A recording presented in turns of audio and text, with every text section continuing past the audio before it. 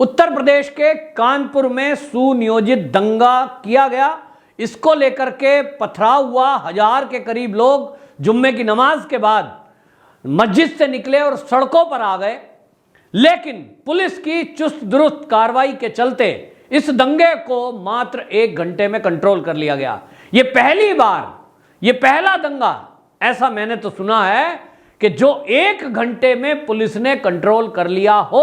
वरना पीएफआई जैसा संगठन जिसके पीछे हो, जिसके पीछे कई एजेंसियां काम कर रही हो, जिसके पीछे षड्यंत्रकारी पहले से पत्थर और बोतलें इकट्ठे करके रखे हुए हों और हजारों की भीड़ इसके लिए तैयार की जाए कि उनको करना क्या है। और दिन कौन सा चुना? वो दिन जिस दिन पूरी फोर्स जिले की प्रधानमंत्री जी और राष्ट्रपति जी के आवागमन को लेकर के व्यस्त थी। यानी पूरी योजना थी कि कब प्रधानमंत्री और राष्ट्रपति जी आएंगे और उनके व्यवस्था में, सुरक्षा में जिले की फोर्स डाइवर्ट हो जाएगी।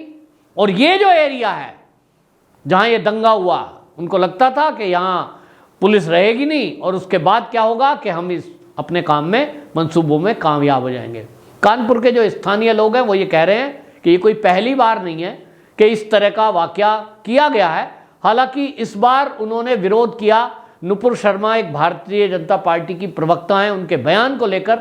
लेकिन जो कानपुर के लोग हैं उनका कहना है कि नुपुर शर्मा का तो बयान एक बहाना है।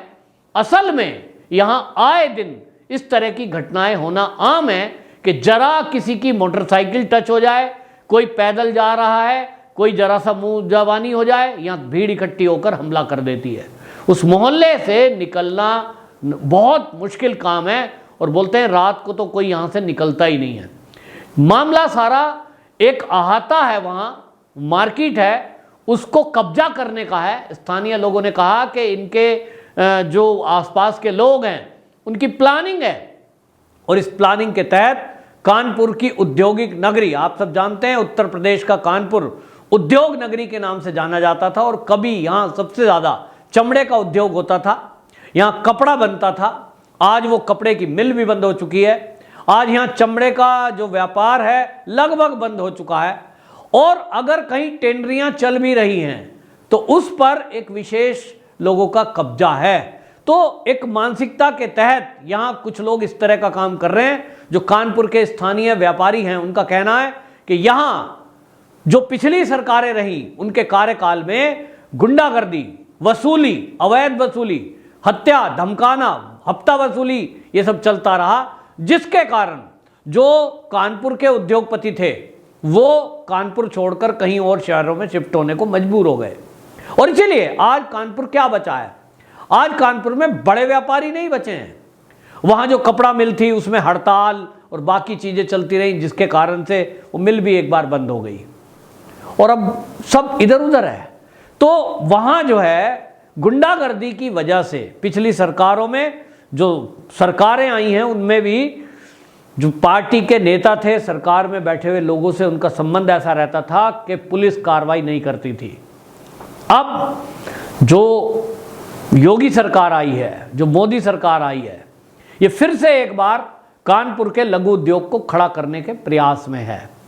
पिछले लगभग 8 साल से जब से मोदी सरकार केंद्र में आई है और 17 के बाद योगी जी जब उत्तर प्रदेश के मुख्यमंत्री बने, उन्होंने तय किया कि उत्तर प्रदेश के जितने भी जिले हैं 75 के 75, हर जिले में जो अपना उनका उद्योग है उसको आगे बढ़ाने के लिए, बूस्टअप के लिए सरकार मदद करेगी। और इससे जो उत्तर प्रदेश है वो $1 ट्रिलियन इकोनॉमी प्राप्त करेगा, यानी उस तरफ बढ़ रहा है। और यही सबकी परेशानियों का कारण है कि जो उत्तर प्रदेश दंगों के लिए जाना जाता था, लूट, अपहरण और हत्या के लिए जाना जाता था, वहां एक योगी बाबा आते हैं और वो मुख्यमंत्री के रूप में उनका कोई अनुभव नहीं है, किसी फैमिली बैकग्राउंड से ऐसे से नहीं है कि जो राजनीतिक दल से आते हों, और वो आकर के उत्तर प्रदेश को नंबर 1 बनाने की तरफ चलते हैं। $1 ट्रिलियन इकोनॉमी बनाना ये अपने आप में एक तब महत्वपूर्ण हो जाता है जब पूरा देश मिलकर के मोदी जी के नेतृत्व में देश को $5 ट्रिलियन इकोनॉमी बनाने की तरफ चल रहा है। अब आप समझ सकते हैं कि भारत के अंदर जितने राज्य हैं उसमें अकेला उत्तर प्रदेश $1 ट्रिलियन इकोनॉमी बनने जा रहा है। यानी बाकी देश के हिस्से में केवल $4 ट्रिलियन इकोनॉमी आती है।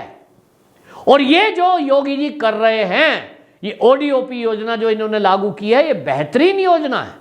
और इसके कारण से कानपुर को भी चुना गया और कानपुर का चमड़ा उद्योग उसको बूस्टअप करने के लिए योगी जी के नेतृत्व में प्रशासन को आदेश हुआ है और उसके कारण से ये उद्योग बढ़ रहा है। और आपको ये भी बता दूं कि ये जो उद्योग है चमड़े का, इसमें अगर मैं बात करूंगा 95% लगभग इसमें चमड़े के उद्योग में मुस्लिम हैं। अब वो जो मुस्लिम हैं वो उद्योग करना चाहते हैं, वो अपना व्यापार करना चाहते हैं, रोटी रोजी कमाना चाहते हैं, लेकिन कुछ लोग वो नहीं चाहते कि उत्तर प्रदेश नंबर 1 बने और इसलिए उनकी इस तरह की प्लानिंग होती है कि यहां बदनाम कर दें और ये मुसलमानों को भी बदनाम कर दें। अब आप देखिए, मुस्लिम आबादी अगर मैं कहूंगा कानपुर की तो वो कई लाख है, लेकिन मुट्ठी भर लोग जो मस्जिदों से निकले उनकी संख्या मुश्किल से 1000 होगी और उनमें से बहुतों को तो ये पता भी नहीं है कि वो पत्थर क्यों फेंक रहे हैं। लेकिन उसके पीछे जो साजिश करता है, अब हालांकि पुलिस ने उनको पकड़ा है और 4 आरोपी जो मुख्य रूप से थे वो पकड़े गए हैं, जिसमें हयात जफर हाशमी वो मुख्य अभियुक्त माना गया है जिसने पूरी इस दंगे की साजिश करी। अब इसके कनेक्शन कांग्रेस से पाए जा रहे हैं। यूं तो समाजवादी पार्टी के साथ भी नेताओं के उसके फोटो हैं, लेकिन कांग्रेस के नेता के बहुत निकट बताया जा रहा है और पीएफआई से भी इसके संबंध पाए जा रहे हैं। कॉल भी की गई थी और इसीलिए ये माना जा रहा है कि ये षड्यंत्र बहुत बड़ा था। बात अगर इस बात को लेकर के करेंगे कि भाई किसी की धार्मिक भावना आहत हुई तो उसको लेकर के कानून अपना काम कर रहा है, एफआईआर हो चुकी है और इस पर लेकर के जो नुपुर शर्मा है भारतीय जनता पार्टी की प्रवक्ता, उन्होंने तो माफी भी मांग ली है। इसको लेकर उन्होंने माफी मांग ली है तो मुद्दा खत्म हो जाना चाहिए। लेकिन कुछ लोगों ने जैसे कि तय कर रखा है कि उनको इस देश को, मोदी को, योगी को बदनाम करना है और उनको इस सरकार को बदनाम करना है, मुस्लिम विरोधी सिद्ध कर देना है और इसके लिए तरह तरह के षड्यंत्र कर रहे हैं। अभी आप देखिए ये मुद्दा चल ही रहा है, नुपुर शर्मा ने माफी मांग ली, भारतीय जनता पार्टी ने उनको बड़ा दंड भी दे दिया, उनको पार्टी से निकाल दिया, लेकिन उसके बाद भी जो बरेली के उलेमा हैं उन्होंने घोषणा कर दी है। बरेली में आपको बता दूं धर्मगुरु हैं तौकीर राजा, वो तौकीर रजा ने घोषणा करी है कि वो 10 जून को यहां बड़ा एक प्रदर्शन करेंगे। भाई आपने जो अपनी बात कहनी है आप टीवी डिबेट में कह चुके, अखबार में कह चुके, आपकी धार्मिक भावना आहत हुई है, उसके लिए वो नुपुर शर्मा क्षमा मांग चुकी है, माफी मांग चुकी है। सरकार भी स्पष्ट कर चुकी है कि जो किसी की भी धार्मिक भावनाओं को आहत करेगा उसके खिलाफ कानूनी कार्रवाई की जाएगी। तो फिर प्रदर्शन, धरना, ये क्यों?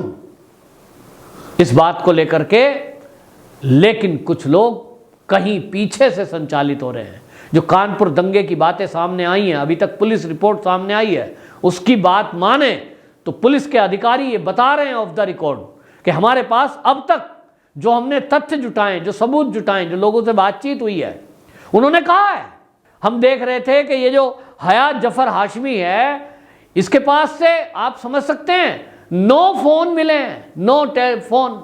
आप और हम एक रखते हैं, किसी का बहुत बड़ा बिजनेस है तो 2 रखेगा, 9 टेलीफोन क्या कर रहा है भाई?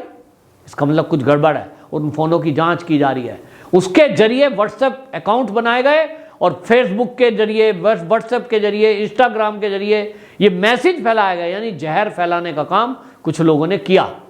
अब ये सरकार है 1 घंटे के अंदर दंगे को कंट्रोल किया और अब उसके बाद जो पुलिस का एक्शन हो रहा है उसमें 14 दिन की जो रिमांड मिली है, माना जा रहा है कि हर एक राज खुलेगा। पुलिस के पास सीसीटीवी फुटेज हैं। इसके अलावा आपको बता दूं कि वहां से वीडियोस भी आई हैं और वो वीडियोस मुस्लिमों ने बनाई हैं।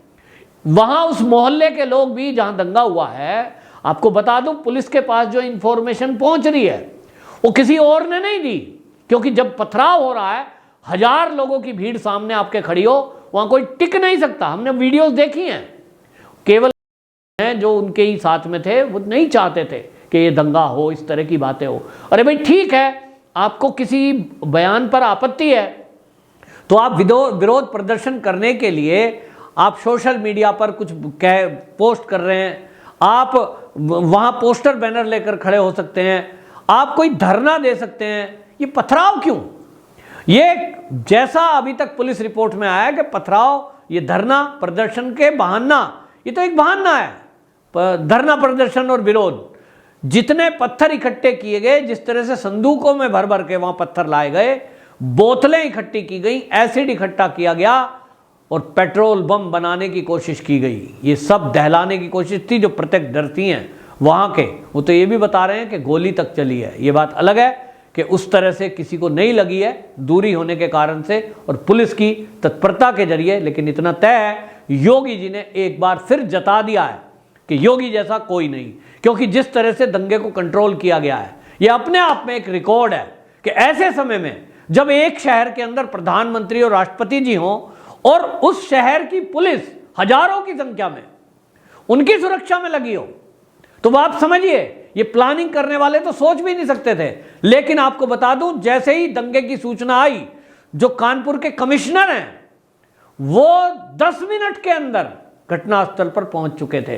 ये आप समझिए, उनको पहले से कहीं ना कहीं कोई खबर ऐसी थी कि कुछ ना कुछ बवाल होने के चांस हैं। और आपको बता दें, इस दंगे को कंट्रोल करने के लिए जहां एक तरफ आरएएफ की टुकड़ियां, पीएससी की टुकड़ियां लगाई गई हैं, वहीं उत्तर प्रदेश के तेज तर्रार आईपीएस अधिकारियों को इस पूरे दंगे की साजिश का खुलासा करने में लगाया गया है। एसटीएफ को यह केस दे दिया गया है और एसटीएफ, आप जानते हैं कि उत्तर प्रदेश की एसटीएफ पूरे भारत में नंबर 1 मानी जाती है और अब एसटीएफ पूरे एक्शन मोड में है। अभी तक 100 वीडियो क्लिप और जो बाकी फुटेज है जो मीडिया से प्राप्त हुई है, उन सबको खंगाला जा रहा है। 800 लोगों के खिलाफ एफआईआर दर्ज हुई है जो कि अज्ञात हैं, लेकिन उनको वीडियो और फोटो फुटेज से तलाशा जा रहा है। अभी तक जो गिरफ्तारियां हुई हैं, उन सब गिरफ्तारियों के आधार पर भी जो पुलिस पूछताछ कर रही है, एसटीएफ पूछताछ कर रही है, तो यह माना जा रहा है कि इस दंगे के साजिशकर्ता एक के बाद एक खुलासे होंगे और इसके पीछे कोई राजनीतिक दल का हाथ भी है। ऐसा अभी तक की जांच से आया है कि जरूर इसके पीछे कोई ना कोई नेताओं का हाथ भी है, जिसमें आपको बता दें, ये जो हयात जफर हाशमी है, इसके फोटो कांग्रेस के एक लीडर के साथ वायरल हो रहा है सोशल मीडिया पर। तो ये भी एंगल एसटीएफ तलाश रही है उत्तर प्रदेश की कि क्या किसी कांग्रेस के नेता या समाजवादी नेता के कहने से ये सारी साजिश की गई, उत्तर प्रदेश की हवा फिजा खराब करने के लिए या योगी जी को बदनाम करने के लिए। बहरहाल कंट्रोल में है स्थिति, लेकिन अब बुलडोजर की बारी है और ये बुलडोजर आपको अगले कुछ दिनों में इन साजिशकर्ताओं के और दंगाइयों के मकान पर चलता हुआ दिखेगा। वंदे मातरम।